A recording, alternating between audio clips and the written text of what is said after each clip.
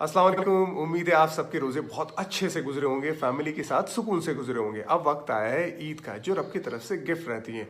Lockdown का ज़माना है, कोरोना वायरस का ज़माना है, भीड़ इकट्ठा करने को मना किया गया है, तो आप ईद की नमाज घर में पढ़ सकते हैं। ये बहुत ही एक्स्ट्रा ऑर्डिनरी सर्कमस्टांसिस है इस वजह से, लेकिन आप ईद की नमाज ना छोड़ें और घर में पढ़ें।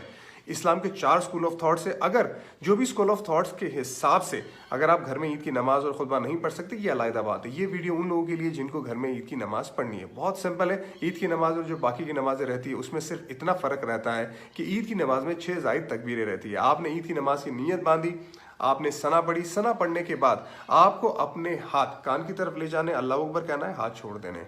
कान की तरफ ले जाना है, अल्लाह अकबर कहना है, हाथ छोड़ देने। कान की तरफ ले जाना है, अल्लाह अकबर कहना है, और फिर आप अपने हाथ बांध दीजिए। और उसके बाद अलहम्दुलिल्लाह की सूरत पढ़े, एक और सूरह पढ़ के रुकू में जाए। रुकू में जाने के बाद जिस तरह से आप सजदे में जाते हैं, जिस तरह से पहली रकात ख़त्म करते हैं, बिल्कुल उसी तरह से ख़त्म करें। उसके बाद जब आप दूसरी रकात में खड़े हो जाते तो पहले से ही आप अपने हाथ बांध देंगे। अलहम्दुलिल्लाह की सूरह पढ़ेंगे, उसके बाद दूसरी सूरह पढ़ेंगे, चाहे वो कुल की सूरह क्यों ना आती हो। उसके बाद आप अपने हाथ कान की तरफ ले जाके अल्लाह अकबर कहेंगे, हाथ छोड़ देंगे। अल्लाह अकबर कहेंगे, हाथ छोड़ देंगे। अल्लाह अकबर कहेंगे, हाथ छोड़ देंगे।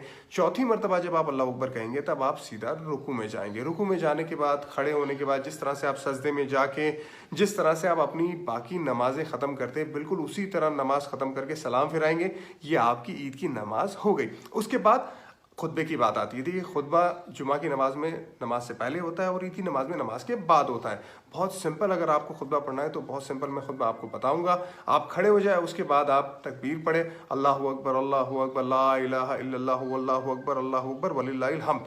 ये पढ़ लिया आपने। उसके बाद अलहम्दुलिल्लाह की सूरत पढ़ी, उसके बाद आप बैठ गए। ये आपका पहला खुतबा ख़त्म।